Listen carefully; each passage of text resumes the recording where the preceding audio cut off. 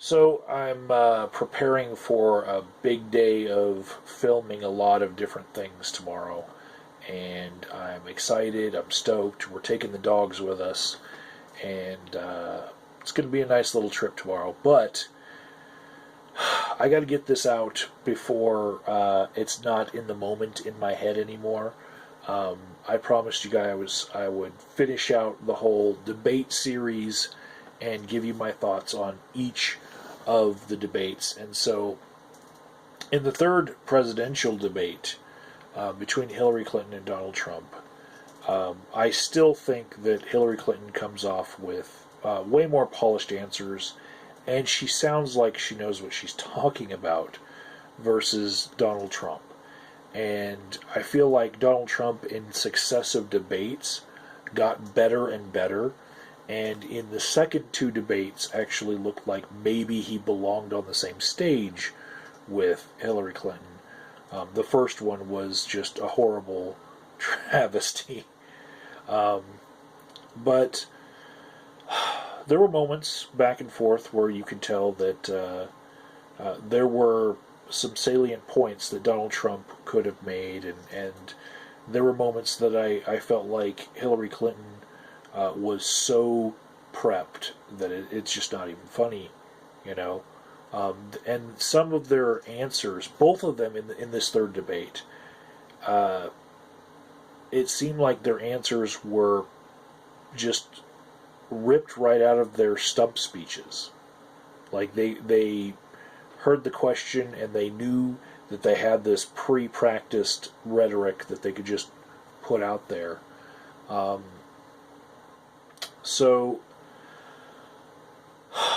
I'm going to say about a third of the way into this third debate, I kind of lost interest at all. It's like my mind's made up, and this is a really good.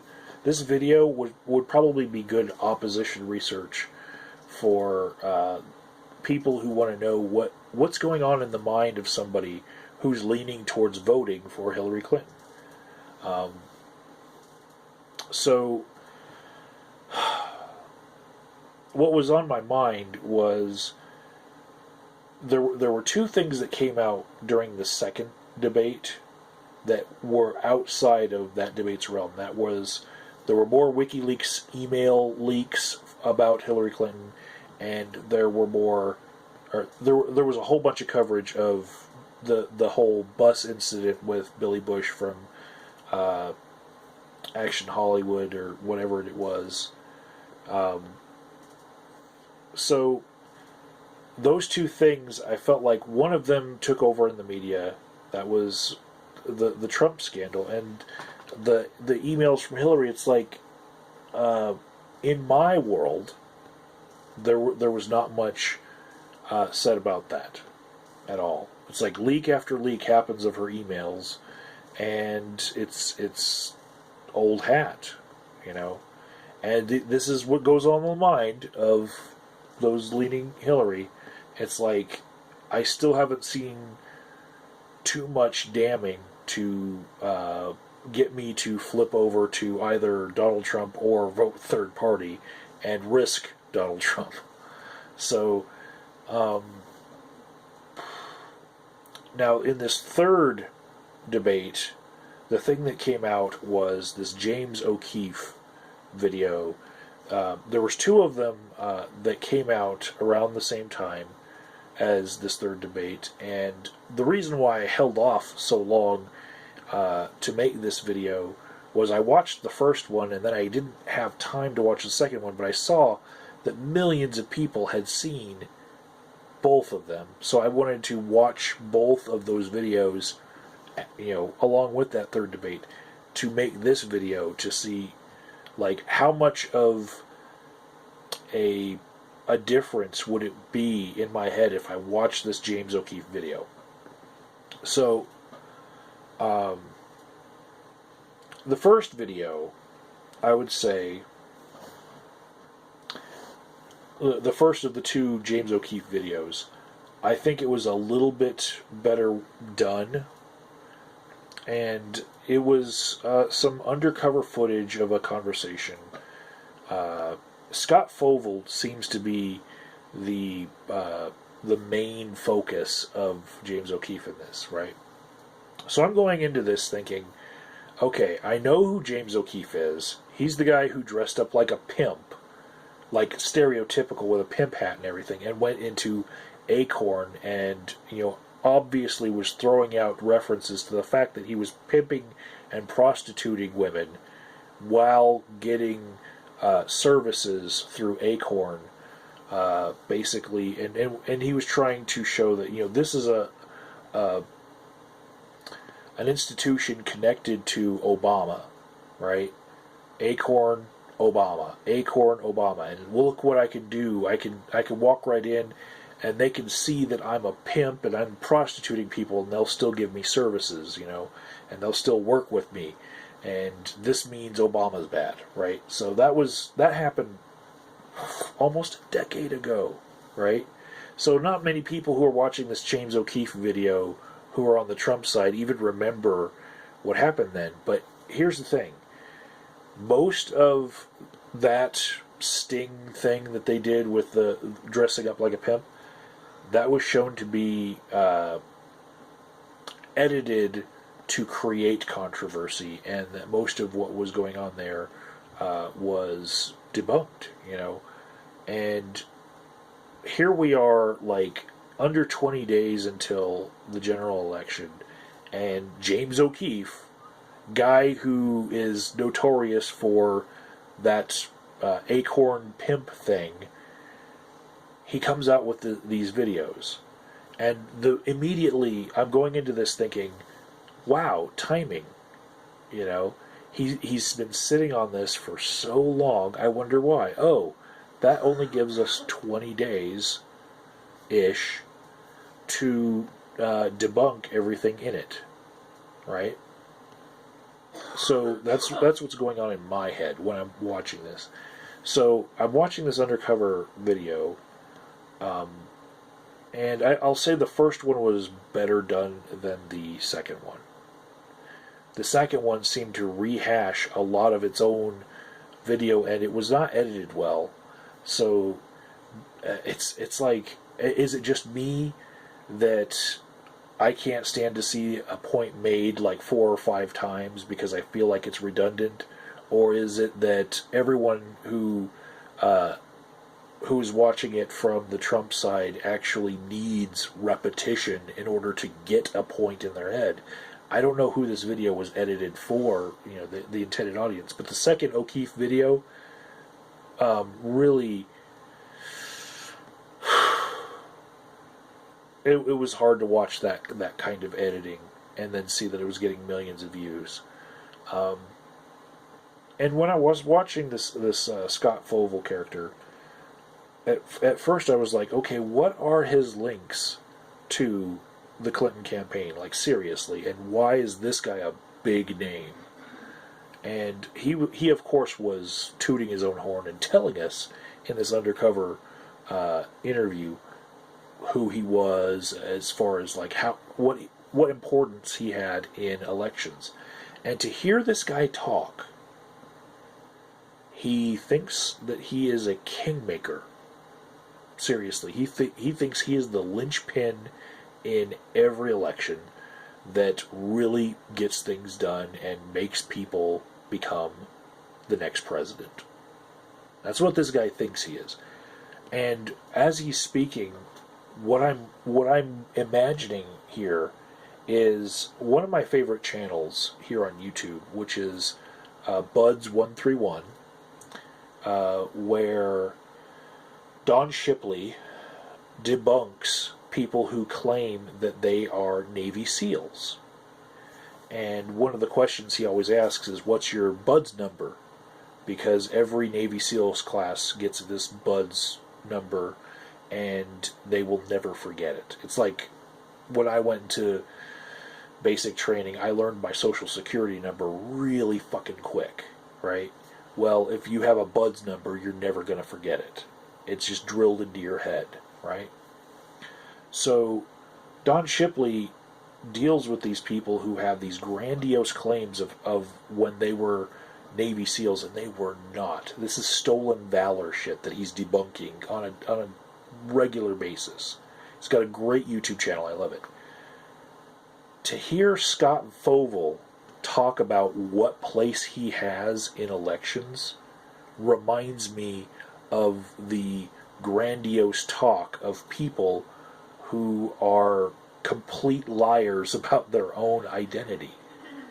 Seriously. And so I wasn't buying it. You know, this connection's being drawn that this guy is directly connected to Hillary Clinton. And what proof do we have? He's saying it. Right? Well, lots of people say that they're connected to a lot of other people. Love to name drop when they're boasting. And what's ironic is the people who think that when Trump said grab him by the pussy, that's locker room talk, and that's a good enough explanation. They can't recognize that this guy is boasting of things that, you know, obviously are not. The whole election does not come down to one guy manipulating anything. Seriously. This guy name drops and name drops, but there's no way to check the claims that he's making. Just like when a Navy SEAL says, oh, well, you won't find my BUDS number because my actions were classified. And so, since it's classified, you can't even research that I was in the military. So, you just have to take me at my word. And Don Shipley has heard that from fake Navy SEALs over and over again. If you watch a lot of his videos, it's a common theme, right? So claims that people make when they say, oh, well, they can't say that I'm connected to them because, you know, that would be something that they couldn't have plausible deniability about my actions. So they're never going to tell you that I knew them because that would be, you know, unseemly. You should immediately think, holy fuck, this guy can't be trusted. You know, he's making unverifiable claims. And yet millions of people have watched these OKeefe undercover videos, and especially the parts with Scott Coville in them, and they're like, oh, well, this is so damning about Hillary Clinton. No, the guy was drunk and he was boasting. You know, that's what's going on in the mind of this guy who's leaning towards voting for Hillary right now. I'm like, how can this even be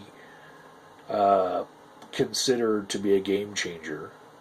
You know, and how long before somebody comes along and debunks the whole fucking thing and shows Scott Coville to be just a braggart and someone who can't be trusted and somebody who likes to make people think that he's more important than he is. You know?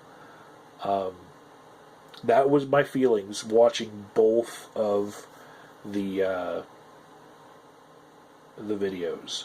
Now, as for planting antagonists and things like COINTELPRO and there's all sorts of different ways of saying it. As far as people faking huge media-worthy events that become memes, like fights at Trump rallies and stuff, I do believe that happens, not necessarily in a way that could ever be connected to Hillary Clinton, nor would she ever endorse it happening. But I do believe that people take it on their own to create those events, yes. I believe that happens a lot. Another way of saying it is agent provocateurs. If you want to look that up. And there is a certain type of person who loves the agent provocateur scandal. And those are the kind of people who watch InfoWars, the Alex Jones channel. They love thinking that there's operatives in every group, that the government's trying to control everything. And, I can see how these videos that are coming from Project Veritas are going to have a niche audience. I see that. But really, they're basically just a couple of hidden camera conversations of people who don't say much of substance at all. The most damning thing that I think that has come from those videos is that there actually have been some staffing changes at the DNC that kind of they correspond to the same time frame. Now, did they happen because of those videos? Who knows? Did they happen because they didn't want the chance of anything being connected to the Clinton campaign because of those videos? Who knows? But of course they're going to say, oh, these videos resulted in 2 people getting fired. Out of what, thousands? People get hired and fired all the time, even during crunch time, when things are getting close. I mean, how many staffers and campaign managers has Donald Trump fired? And did it correspond to attacks from Hillary Clinton at the time? Maybe. Maybe he was just tired of seeing their ugly faces, So, I think if somebody was watching this as like an opposition research thing, if they're watching this video, the main thing I would want to get across to them as somebody who's leaning towards voting for Hillary Clinton, okay, is that the video didn't change my mind at all. And I went into it, at this point in the campaign, pretty much just unshakably not wanting to see a Donald Trump presidency. And not feeling like he has a good grasp of any of the subject matter that was brought up in the debates, or that was brought up any time up until then. And yeah, that's it. And what's strange here, on a personal note, there have been a couple of people who visited my channel, both on some of my videos and just on the channel page itself, and asked me about, what about the James O'Keefe stuff? What about the James O'Keefe stuff? And all of the accounts that have said this in comments and stuff, these are not accounts that I even recognize. These aren't people who I would feel would be in a place to ask me about this continuing conversation that I'm having with my own YouTube audience. And I'm like, I've never seen you before, and yet you pop up right now and ask me, what about James O'Keefe? What about his video? And I'm like, are those paid operatives? Are, paid clickers? Paid typers? I don't know. I don't care to even give it another brain cell, because really I feel like just the fact that it made millions of views on the Project Veritas Action whatever channel, I feel like it's big enough to talk about on its own, and I don't have to wonder if maybe the first people to tell me about it might have been paid advertising, or paid political consultants who are just leaving comments everywhere in order to generate more views for that video. I feel like it got millions of views, so, might as well talk about it anyway. And I gave it 40 minutes of my life and came out without really changing my mind at all, and wondering why would anyone associate with this Scott Coville creeper, because he obviously likes to drink and then spill the beans about whatever, or he likes to toot his own horn with tall tales and big fish stories, you know. Laters.